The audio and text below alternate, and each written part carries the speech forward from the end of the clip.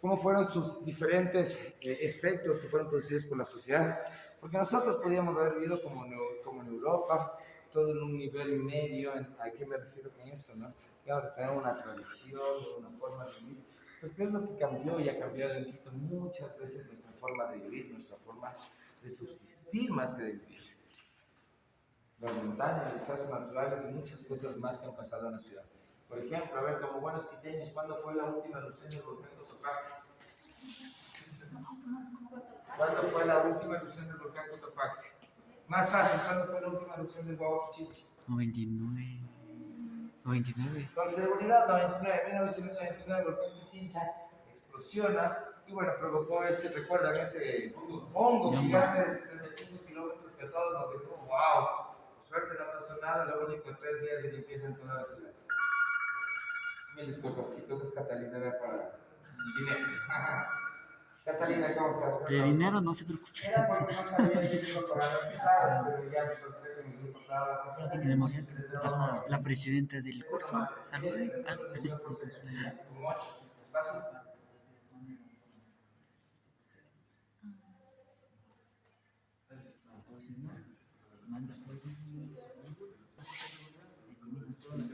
Por eso esta sala se llama de la tradición a la modernidad, que obviamente esa tradición todavía sigue, pero cada vez se sigue perdiendo. Ahora veamos, son un poco tradicionales, díganme un plato típico o una bebida típica quiteña, no de ahora antigua. No me digan canelazo. Canel, no, el canel. Bueno, eso es más andino. Eso es más sudamericano.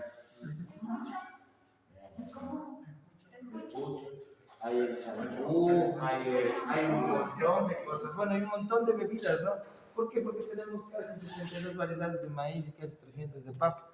Así que a todos nos metieron coladas, como ves, en toda la infancia, ¿no es cierto? Por eso aquí el que no come machica no es fuerte. Pero es un ejemplo de que todo, los desastres naturales, el tipo de alimentación, todo ha provocado lo que hoy somos los quiteños. Y eso vamos a ver en este museo, pero vamos a tener una temática más que fue de los jesuitas y la revolución quiteña. Vamos a hablar de lo que dice el Quito que se crea, bueno, a partir de la fundación de Quito, ¿no? De 1524. ¿Dónde se fundó Quito? A ver, chicos, ¿dónde se fundó Quito? Riobamba. En Riobamba, en la iglesia de la Balvanera, un 6 de diciembre de 1534. 1534. Pero este es el del siglo XVI, XVII, XVIII fueron los siglos que realmente marcaron lo que es la ciudad, especialmente el centro histórico. Ahora mostramos todas las iglesias, todos los edificios, pero antes construimos todo eso. Fueron casi 200, 300 años que se conformó lo que ahora es considerado desde 1978 por la UNESCO como primer patrimonio cultural de la humanidad. ¿Cierto? Por eso Quito, Luz de América, Quito, Carita de Dios. Esto de Luz de América no es porque sí. Es más, en este museo vamos a entender por qué Quito fue considerado Quito, Luz de América. Aquí se comenzaron a provocar las primeras ideas de revolución, de libertad, de igualdad. Pero recordemos también que antes, ¿qué es lo que pensábamos? Lo que les decía, ¿no? Si nosotros decíamos estas palabras de libertad, de igualdad, la verdad, y también debemos recordar que casi, por no decir el 100, casi el 90% de la población no sabía leer ni escribir, eran analfabetos, especialmente los indígenas. ¿Cómo introduces esas ideas en ese tipo de público, en ese tipo de gente? Muy difícil, aquí sí que ellos tuvieron que ser el doble de inteligentes para introducir estas ideas, obviamente hacer que la gente también reaccione y obviamente provoquen estas revoluciones que provocaron, o en este caso el resultado de lo que tenemos como la ciudad metropolitana de Quito el día de hoy. Pero este es un pequeño ejemplo de cómo estos siglos marcaron, especialmente el siglo XVIII, marcó lo que hoy es la ciudad de Quito. Vamos chicos, sigamos. Y aquí vamos a ver una guía de tiempo, ¿no? Donde nos va a mostrar un poco todos esos acontecimientos que provocaron lo que es el día de hoy. Desde la llegada de los jesuitas, los cambios políticos, administrativos, sociales dentro de la ciudad, que fueron realmente afectados, influidos más por las revoluciones extranjeras. Muchos de los quiteños decimos los Simón Bolívar, Mariscal Antonio José de Sucre, ellos fueron americanos, que nacieron aquí, se reprodujeron o tuvieron todas sus ideas aquí. pero en realidad ellos fueron preparados en Europa. Bueno, en realidad los españoles, los mismos españoles y europeos tuvieron la culpa de su propia caída. Prepararon a muchos americanos que después regresaron y fueron los líderes y generales de las diferentes armadas y grupos revolucionarios de América. Ejemplo, Simón Bolívar vivió casi 10 años en Europa, aprendiendo todas las técnicas, todos los recursos militares que tenía a su disposición, enseñados por los mismos españoles y franceses, porque él estuvo mucho allá. Entonces, toda esta influencia que vino con toda esa gente que se fue, también provocaron las revoluciones de la parte americana. Por ejemplo, ¿cuál es el primer país en independizarse en América, chicos? Argentina. No, Chile. No, muy lejísimos. Aunque no lo crean, después de Ecuador ya les voy a contar la historia porque, pero es Haití. Haití es el primer país en independizarse en América de la colonia, pero lamentablemente ahora es el país más pobre y más corrupto de uno de los países. Pero realmente fue Quito. Por eso Quito se dice Quito Luz de América. Quito, primer grito de independencia. Y eso es lo que también vamos a ver en este museo. Aquí comenzaron todas esas ideas, especialmente por este personaje, el doctor Manuel Chusi. Manuel Chusi. Manuel Chusi. Manuel Chusi. Ya, perfecto. ¿Por qué se llama Manuel Chusi? Ya les voy a contar un poquito más de la vida. Sigamos así.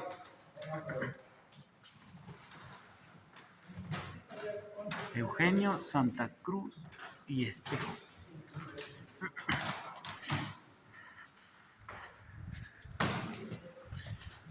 Todos los 197 haciendas de producción de diferentes tipos de productos. Por eso muchas haciendas del Ecuador son lindísimas, son lujosísimas porque fueron hechas por esta administración de la iglesia que era muy millonaria, digamos así, tenía mucho dinero para poder soportar y hacer ese tipo y comprar ese tipo de cosas. Pero el gobierno, en este caso de la época, ¿no? Los poderes decidieron expulsar a estas órdenes religiosas que aparte de ser acumuladores de poder también eran influenciadores. Muchos de ellos obviamente con poder también influenciaban dentro de las revoluciones.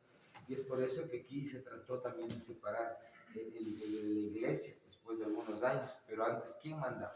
La iglesia dentro de los poderes del gobierno. No era solo que el gobierno, muchas veces las decisiones eran tomadas, preguntar al padrecito de ver, como hasta ahora se escuchan los pueblos indígenas, ¿no es cierto? Entonces ellos tenían el poder. A la expulsión de los jesuitas, nos vamos para adentro, chicos.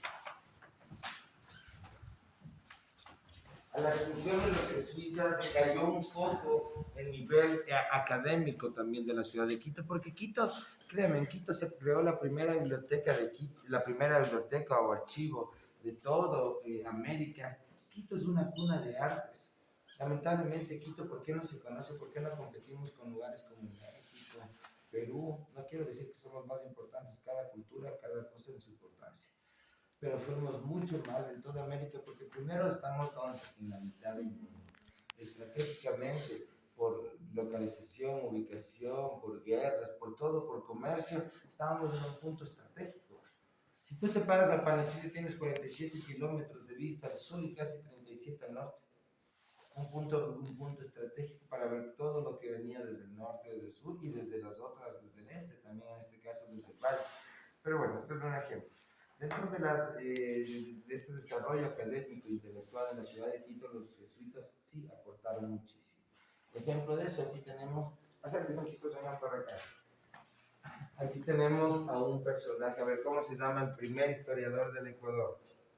A ver, eso sí. El padre, ¿no es? ¿El padre qué? Juan de Velasco. Juan de Velasco. El padre Juan de Velasco, que bueno, ahora, como les decía, muchos historiadores, muchas influencias están cambiando, muchos no le creen, muchos no aceptan sus teorías, muchas también no tienen mucho sentido tampoco, pero él es considerado el primer historiador del Ecuador, el padre Juan de Velasco, que de la misma manera, dime, ¿Por qué los expulsan a los jesuitas de...? por tener mucho poder y por por mucha el poder. influencia, es lo que justamente te estoy contando. El poder y la influencia dentro de la sociedad tenía, porque como les decía, muchas veces ellos tenían mucho más poder. Además, fueron expulsados de muchos países de América en realidad.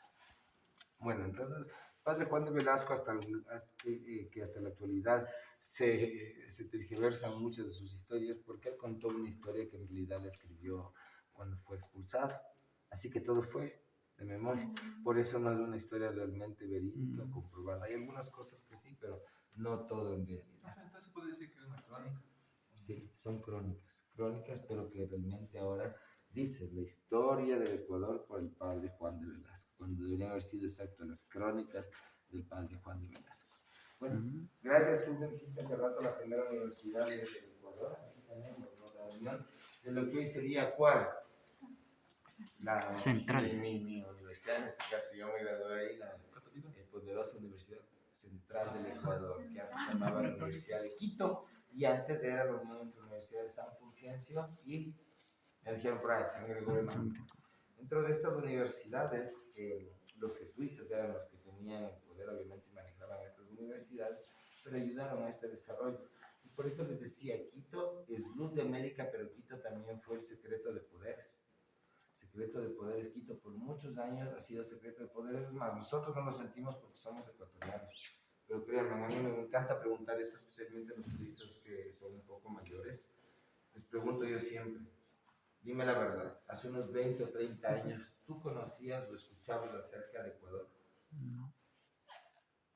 Ecuador ha sido por muchos años un país de secreto de poderes.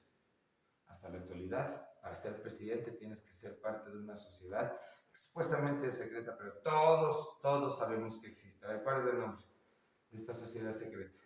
No, los masones. Perfecto, los Illuminatis vieron después. Para ser presidente tienes que ser masón.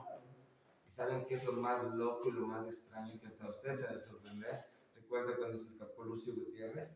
Se escapó con plata. Lo dejamos volver y ahora es director maestro de la Orden de la Logia de los Masones de Ecuador. Guillermo Lazo también dicen que es Guillermo masón. Lazo, todos son masones, todos tienen que ser masones para... Oh, no te lo dicen, casi todos han sido. García Moreno también. Presidentes. Sí, tenían que ser, bueno, no te van a decir porque te digo, Claro, un secreto a voces nada más, pero casi todos han sido participados de la masonería. Y es muy fácil, en la simbología, en las medallas que les ponen muchas veces de simbología masónica. Es más, en muchas ocasiones, en muchas puertas de Quito, de las iglesias, van a ver ustedes simbología masónica.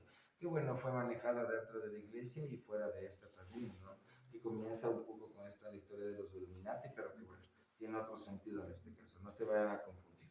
Pero realmente, perdón, ¿qué quiere decir la cultura o la organización masona? O sea, Como ¿a qué te va? digo, es una organización ultra secreta que ha existido desde los... No se preocupen. Por hablar de los masones. Eso es un masón. Hablando mucho ya. Es una sociedad secreta manejada por los más poderosos y más ricos de todo el mundo. Como preceptos y ley, no te puedo decir realmente porque es secreta, pero todos tenemos o hemos tenido en nuestra mano la simbología masónica. El dol, el triangulito, el ojo que está ahí en la parte de atrás del nombre es una simbología masónica. Vamos, chicos, ve. Entonces ya pasamos del Ecuador, pero vamos a cambiar un poquito de tema. Gracias a uno de los personajes más importantes. Alguien por ahí dijo el verdadero nombre, me dijeron. Manuel Chussi. Manuel Chussi, porque su padre Luis Chussi, un picapedradero de Cajabamba, viene a Quito, ¿no? Y se casa, se enamora de una linda quiteña media morenita, decían por ahí. ¿Cómo se llama? Catalina Aldaz. Catalina Aldaz. La madre de él. Estos dos se enamoran, tienen 3 hijos, en este caso Manuela, Juan Pablo y Manuel. Pero bueno, ellos realmente, y recuerden que en esta época, la verdad yo recuerdo hasta cuando era un poco joven, si tú lo hacías un poco indígena o tenías un apellido indígena, muchos son de emigrados. Imagínense en el siglo XVII, siglo XVIII, cuando no podían estudiar, no tenían leyes, derechos y muchas cosas más. Estos personajes, como su padre, para que sus hijos puedan estudiar, deciden primero gastar un montón de dinero, invertir y cambiar los nombres de la familia. Por eso hay muchas familias de Quito que quién sabe si sea el nombre original. Tal vez fue cambiado por conveniencia para que la familia sea aceptada dentro de la sociedad. Porque todos como buenos quiteños alguna vez hemos sentido esas diferencias entre sociedades quiteñas. Hasta No, hoy hasta por hoy, ahora. hasta hoy se vive eso. Hasta ahora se siente eres menos porque venía la comunicación. Ya somos, o ya son casi todos millennials, que lo diga así, pero ya ayuda mucho a eso. Pero antes no. Antes es más, por comentarles nomás, antes para entrar a las iglesias dependía de tu orden, de tu jerarquía social para entrar a una iglesia. De eso ya les voy a contar más adelante, ¿ok? Pero bueno, cuando su padre decide, o en este caso quiere cambiarle el nombre a él, paga 500 pesos con la ayuda de la firma del padre Joseph, que era el director del museo, de lo que es el Museo de la Ciudad del Antiguo Hospital de la Misericordia de San Juan de Dios. Deciden, o con esta ayuda, le cambian el apellido a la familia, a Eugenio Espejo. Pero bueno, y les voy a hacer otra pregunta. ¿Alguien tal vez en su familia, sus mamás, sus abuelitos, tiene tal vez 3 primeros nombres? Sí, mi papá. Mi mamá Vicente tiene Medardo Arturo. exacto, mi mamá es Vicente Medardo Arturo. Alicia Gladys, que de su nombre. Exactamente. Casi muchos, es más, pregúntale a tu mamá cuando llegues a la casa si alguien, tal vez su abuelita o alguien, porque todos alguna vez, alguno de la familia tuvo 3 primeros nombres. Y antes se solía firmar con los 3 primeros nombres, o con los 3 nombres en este caso, con los 2 apellidos del papá y con los 2 apellidos de la mamá. Si vamos al nombre español, ¿no? O en este caso más moderno de Eugenio Espejo, ¿cuál sería el nombre? ¿Alguien sabe el nombre completo de Eugenio Espejo? A ver, como buenos guías de Hijo, los ahí sí. históricos siempre tienen que aprender a hacer esto. Yo me demoré medio año, pero lo veo. ¿No? A ver, el nombre verdadero de este personaje es Francisco Javier Eugenio de la Santa Cruz y Espejo, Aldaz y Larrancay. Híjole. Toda una oración. Francisco Javier Eugenio de la Santa Cruz y Espejo, Aldaz y Larrancay. Ese era el nombre completo de Eugenio Espejo. Completo el nombre español, pero recuerden el verdadero, Manuel Susi.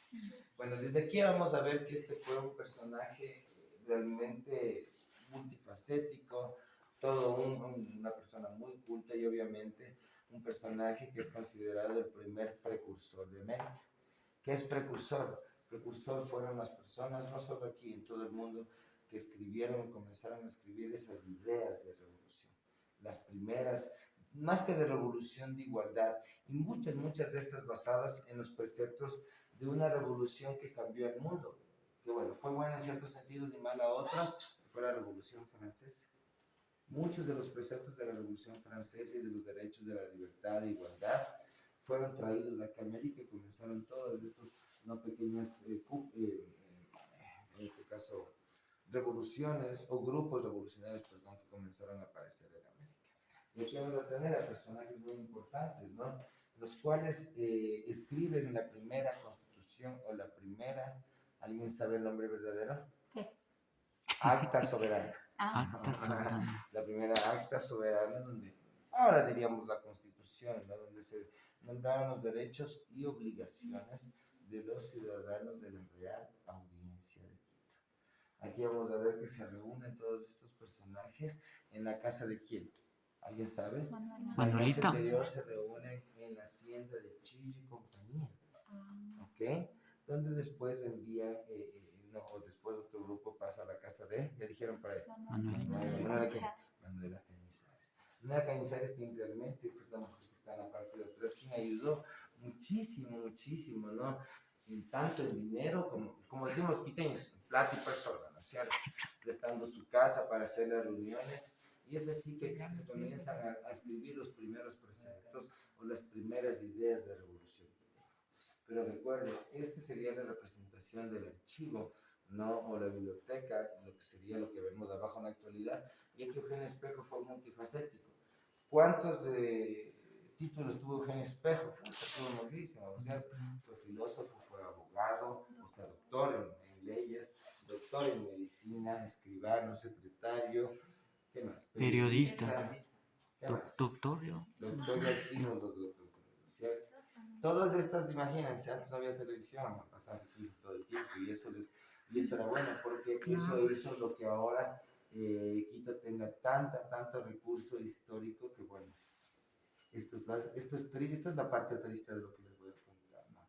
Si no eres historiador o si no eres profesor de historia no puedes entrar al archivo histórico, pero si eres extranjero, pasas, ¿no? No pagas. Vamos chicos, entonces hay mucha historia escrita en Quito, muchas casas tienen bibliotecas y temas donde cuentan historias. ¿Quiénes nomás están aquí? ¿Quiénes son?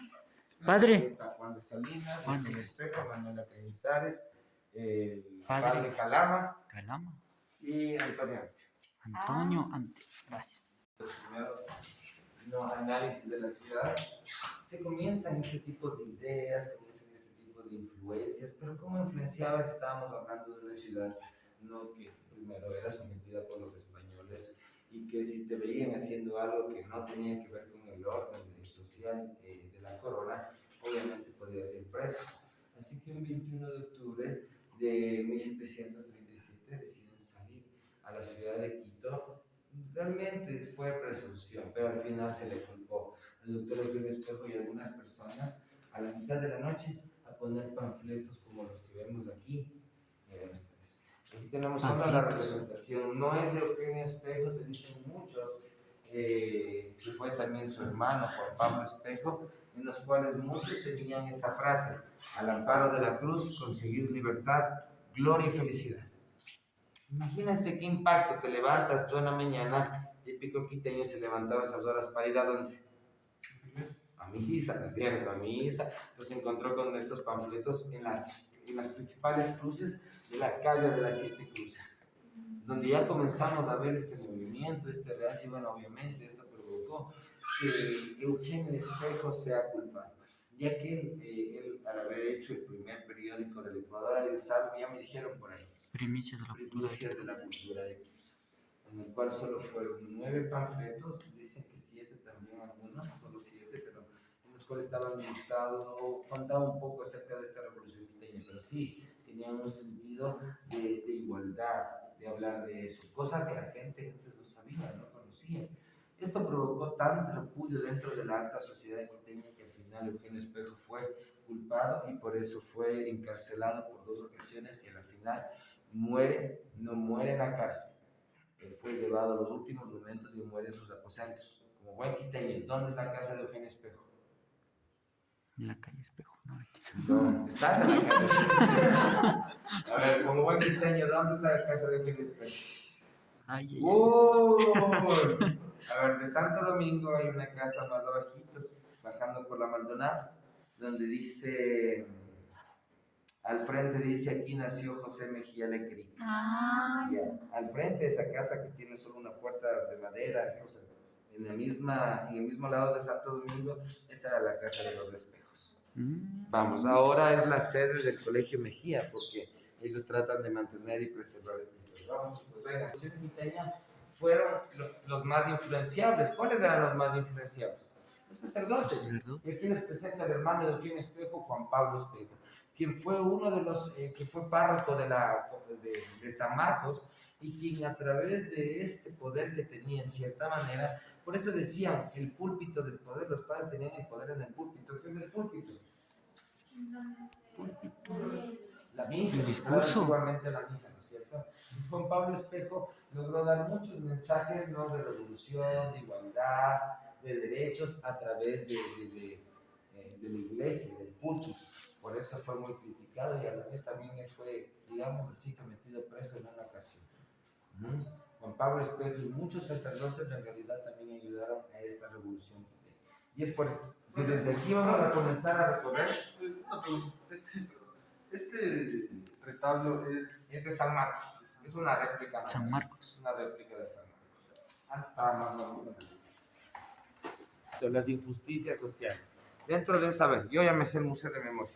En la bondad, acérquense en chiquitos. Los más chiquitos adelante, los más grandes vamos. Acércate, no sé Sí, qué va a comer esta. Eso, ahí. Bien. Son las que si no, no ven el resto. Si te hablas, no ven el resto. Comenzó, ¿cómo comenzaron las revoluciones? Por la injusticia social, por la cantidad de impuestos, alzas, ¿no?, de recursos que trataban de obtener la corona a través del trabajador y de la mano del pueblo, especialmente indígena.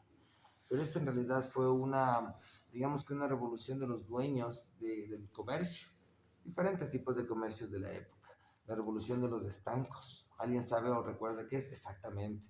¿Qué es lo que más se consumía en Quito? Alcohol, Alcohol. hasta ahorita.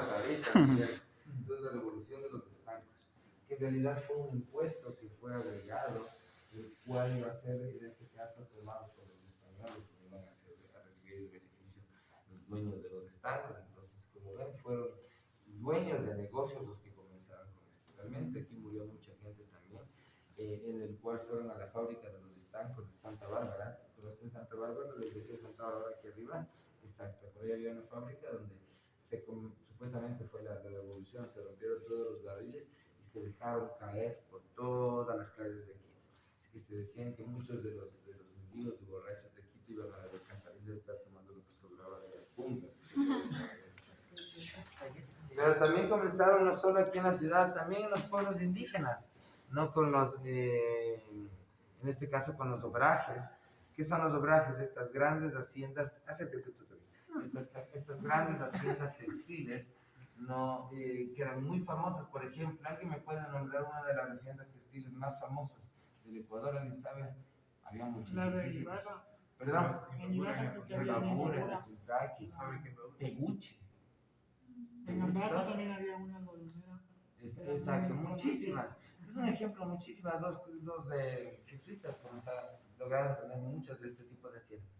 Pero bueno, los obrajes también, imagínate, en jornadas de trabajo de 14, 16 horas, con el piso de piedras del río, sin zapatos, caminando todo el día. Yo, la verdad, no podría resistir eso en la actualidad. Así trabajaban nuestros indígenas todo el tiempo. Largas jornadas que hizo que dejen de ver a sus familias, y eso también provoca estas revoluciones indígenas. Obviamente, y muchas de estas amando de propios criollos. Los criollos, ¿qué es un criollo? Una mezcla de Entre español y europeo ecuatoriano. más que español, digámosle más europeo que español, ¿no? Pero bueno, entonces como ven, comienzan las revoluciones fuera y dentro de la ciudad, sigamos. Pero también en Europa. Mucha de la influencia de 1808, 1809 que viene acá fue reflejada no solo en la economía, fue reflejada también en la sociedad, con todos estos levantamientos, con todas estas ideas nuevas de igualdad que comienzan con la Revolución Francesa que les había dicho. Chicos, vengan conmigo. Y es por eso que se hacen algunas reuniones, como la que vemos aquí. Pasen.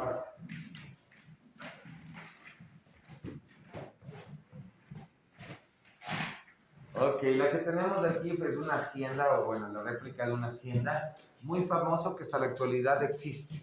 ¿Quién vive en el Valle de los Chillos? ¿Alguien por aquí? ¿No? Conocemos el Valle de los Chillos, la entrada a Sangolquí, donde está la famosa hacienda. Ahora ya el otro día pasaba por ahí, me dio tanta pena ver eso. La hacienda de Chillo y compañía, dueña de Juan Pío Montúfar, el marqués de Cervalegre, el primer personaje, o bueno. A ver, chicos, algo que antes de comenzar a contarles un poco de la revolución quiteña tenemos que entender y recordar algo muy importante. Las revoluciones americanas solo fueron cambios de poder, o sea, cambios de mano. Si fueron los españoles, ¿quién quedó? Gente del poder que ecuatoriana. Realmente los pobres, mestizos, indígenas.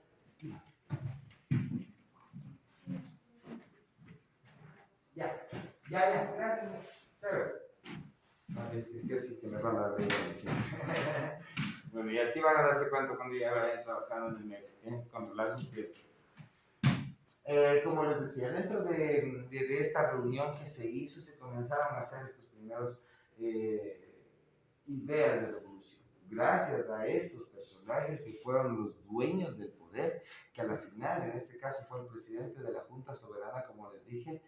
¿Qué pasó con los pobres?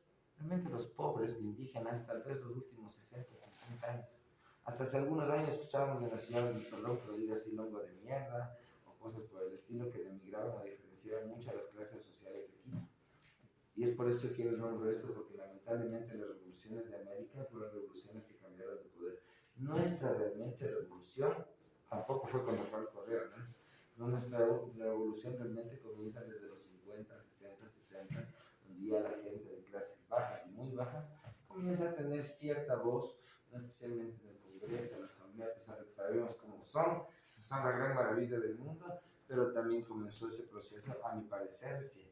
Pero si hablamos de revolución quiteña, ya precisa, con historia y fechas, él sería el primer presidente del Ecuador. Pero todo esto fue boicoteado y fue parado por los mismos españoles. Para que me entiendan, vamos a la siguiente sala. No la que iniciamos. Les presento otra vez a Antonio Ante, que lo tenemos a la izquierda. Bueno, ella no se sabe, se pensaba que era una empleada. Muchos también dicen que es Manuel Espejo.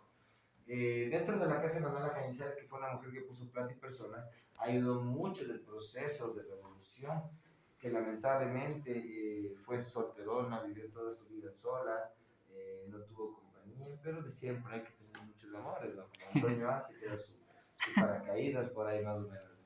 Pero esta es una representación de la reunión de Manuela Cañizares. ¿Dónde es la casa de Manuela Cañizares? Vengan por aquí a ver. Conoce realmente comenzó el 9 de agosto aproximadamente, entre las 3 de la tarde se hace una reunión en la sala capitular del convento de San Agustín, donde se firma o se comienza a firmar y en este caso escribir la primera junta, o perdón, a reunir la primera junta soberana y con esto la acta de independencia, en la cual se decía que los quiteños, a nombre de Juan Pío Montúfar, el marqués de Selva Alegre, tomaban el poder de la ciudad y lograban en este caso, cierta independencia, ¿no?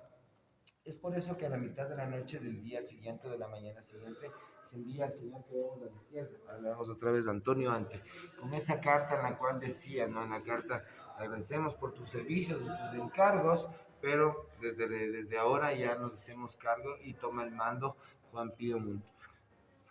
¿Qué pasa? Como él era de una edad muy avanzada, se lo pone en un caballo, en un burro, con un séquito de soldados y de un patazo te vas de la ciudad. Fue la revolución sin violencia más famosa de todo el mundo, no utilizamos armas, no utilizamos nada. Pero ¿qué pasó? El conde Juan Ruiz Castilla quedó vivo. Después de casi 6 meses, o sea, en marzo, más o menos, sigamos caminando chicos, más o menos en marzo, ellos, o él llega a Perú, habla acerca de todo lo que está pasando aquí en la ciudad y se envían 50 soldados acá a la ciudad. Estos 50 soldados, ¿qué es lo que hacen? Comienzan a coger a toditos los que participaron en la famosa Junta Soberana. Esta es solo una representación de la Junta Soberana. A todos se los toma y se los mete presos. Sigamos, chicos, vengan por favor. Se los mete presos. Todo adentro. Eso. Ahora yo le voy a meter preso a ustedes.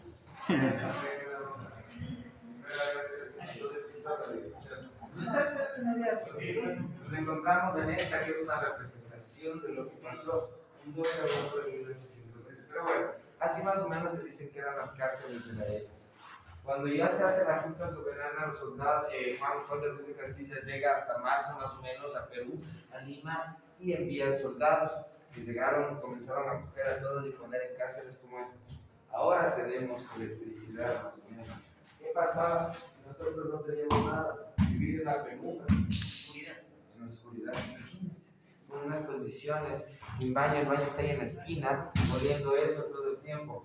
¿Cómo vivirían nuestros, en este caso, próceres de la independencia que participaron? Aquí tenemos imágenes de la masacre, pero no se preocupen, de eso yo les voy a contar en la parte de abajo. Pero así más o menos eran las celdas que se presumen que existían en este edificio. Sigamos por aquí, chicos, en la parte de abajo ya viene la resistencia quiteña. Ya comenzaron a mandarse, bueno, a hacerse reuniones en todo el mundo, especialmente en Europa, acerca de qué es lo que está pasando aquí en la ciudad de Quito y especialmente en América, ya que Quito se acaba de revolucionar, se acaba de independizar supuestamente. Pero ¿qué pasó con esta masacre? Fue detenida, volvimos al poder español. Por eso ahora en la actualidad se dice que Estados Unidos es el primer país en independizarse en América por el poder que tiene, pero realmente fue Haití, Estados Unidos, y si vemos la verdadera historia, Ecuador o Quito sería el primer país en independizarse en América. Y por eso se envían a muchos personajes, eso pasa se envían a muchos personajes como que tenemos aquí, José Mejía Lequerica, que fue a las famosas Cortes de Cádiz. ¿Qué fueron las Cortes de Cádiz? Las Cortes de Cádiz, donde se planteó, donde se nombró. Cuidado, te está tocando el cabellito. No te gusta, ¿verdad?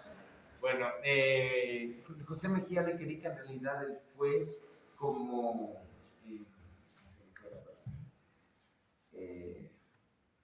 Él fue como polizonte dentro de un barco, se dice, ¿no?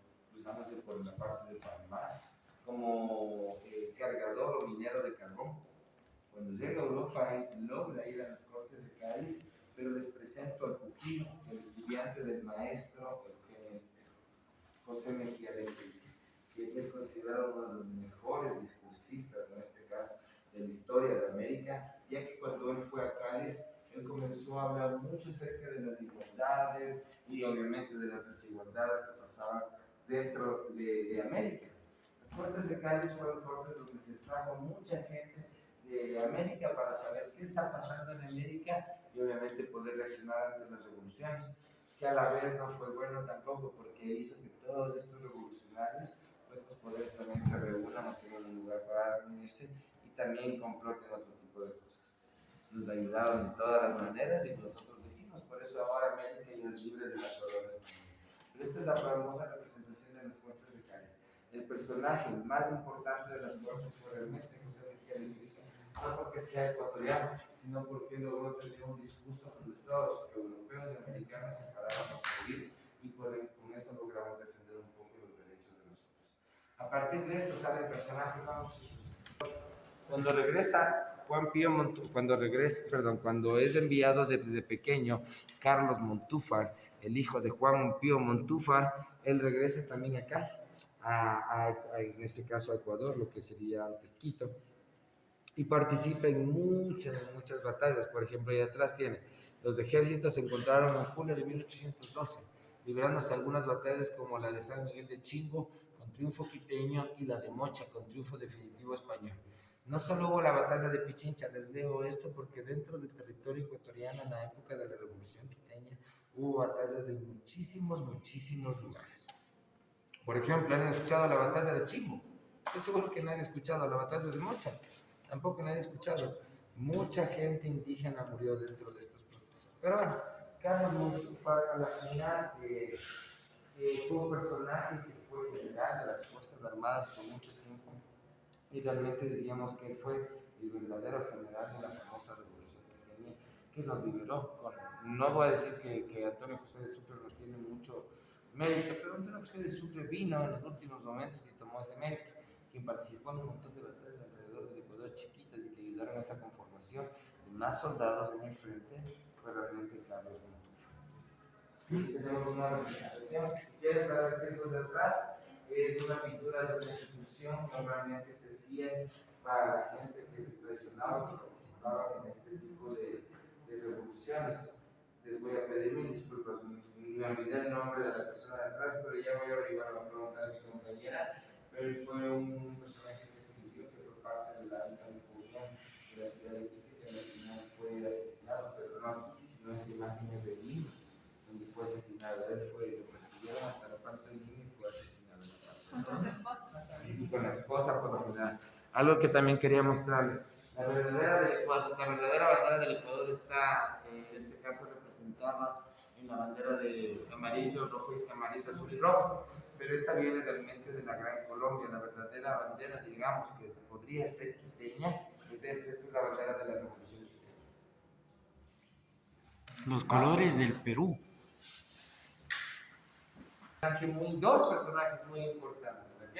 Quien es el general Simón Bolívar y el mariscal Antonio José de Sucre. Aquí tenemos la representación de esta reunión en donde comenzaron a planificar, ¿no? Todo este tipo de estados, crear estas provincias, que antes realmente éramos solo una. La Gran Colombia fue el proyecto más grande que se rompió por la ambición de cada uno de los poderes, especialmente en nuestro caso de Guayaquil y Cuenca, que no querían participar dentro de la Real Audiencia de Quito y por eso se le nombra a Ecuador, porque ellos querían que Ecuador coja todos estos territorios, ellos no querían ser llamados Quito en este caso. Vamos, chicos. Lo que es ahora el Ecuador, después de revoluciones, conflictos, peleas, tenemos 4 provincias hermosas: Galápagos, Costa, Sierra y Amazonía, considerado un tesoro del Ecuador. Y gracias a todos esos personajes que movían como centenares, se logra crear lo que hoy es la República del Ecuador. Pero el acontecimiento más importante que pasó en este edificio lo vamos a conocer en la siguiente sesión. Esta simplemente es una representación. No se dice que realmente no fueron así, pero se hizo esto para que más o menos vean. Realmente esta supuestamente había sido una fonda. ¿Qué es una fonda? Como una taberna que antes se utilizaban, que eran escondidas para que los soldados no vean y donde la gente podía tomar, ¿no es cierto? Pase nomás. Sigan nomás, no se preocupen. Bueno, entonces como les decía, se presume, pero imagínense en estas condiciones, imagínense en la forma en la que vivían. Soldados que por muchos años, por mucho tiempo estuvieron en este tipo de condiciones, donde primero hace tanto frío como pueden darse cuenta, y en celdas como esta se dice que murió, o que fue el que provocó realmente la muerte del doctor Francisco Javier, el de la Santa Cruz, Espejo Aldaz y de Raquel. ¿Ya se grabaron? ¿No? Bueno, desde luego les voy a dejar eso. Imagínense qué forma de vida tienes así. Así vivieron muchos de nuestros soldados que a la final nos dieron nuestra libertad. Y el acontecimiento más importante que se produjo ahí fue la masacre del 2 de agosto de 1810. Aquí tenemos a Juan de Dios Morales, que está en la parte de allá, junto a sus dos hijas, que bueno, hasta la actualidad no se sabe su nombre, que esta es solamente la escenificación de eso, que están defendiendo a su padre, que no los mate el soldado Muñoz, pidiendo por su vida, ¿no? Como vemos a los otros lados, tenemos a otros personajes que también son asesinados, sin importar que sean padres, sacerdotes. Pero bueno, las figuras de cera que vemos en realidad fueron hechas a base, y por cierto, este es el primer museo de cera de América, ¿no? Que hay en toda América. Después se hace el de Madame Tussauds y bueno, otros muchos más famosos que ahora. Pero estas son hechas por John Smith, fue un artista muy conocido en el arte de hacer esculturas de cera. Por lo general las esculturas de cera, no todo es de cera. Su cuerpo es de madera y sus extremidades son acopulaciones de cera en este caso. Y obviamente se demora muchísimo en hacer, tiene un proceso muy complicado, ya que son mezclas de cera normal de vela y cera de abeja en este caso. Pero la escenificación que vemos aquí representa esta masacre, donde dos personas, o bueno, se utilizaron, y para que me entiendan esto, perdón que les hable así, ¿qué pasa si tú en tu familia, vamos a suponer, su hermano, su hermana, su tío, su tía, es metido a la cárcel? Y por casi 5 meses escuchas, los vamos a matar, los vamos a sacrificar delante de la plaza del Grande para que todos vean y nadie se vaya contra la corona. Como yo y cualquiera haríamos o trataríamos de hacer algo. En este caso, los familiares prepararon un escape, utilizando tres personas. La primera enviada a la torre de la catedral para tocar las campanas, la otra enviada, o los dos otros enviados a las puertas o a la entrada del antiguo cuartel real de Lima, donde estaban presos los próceres de la independencia, utilizando ropas de franciscanos. Cuando se da la señal, era la hora del almuerzo, 1 p.m. más o menos, donde todos los soldados estaban dentro de un cuarto comiendo. Y obviamente quiero que se trasladen al siglo XVII. Si escuchas los sonidos de la campana como loco, ¿qué pasaría? Esa era la llamada de emergencia, de señal o que de algo pasa. Los soldados al escuchar esto también se sorprendieron. En el mismo tiempo, dos franciscanos, vestidos de franciscanos, que en realidad eran familiares o amigos, no tocan las puertas de la cárcel.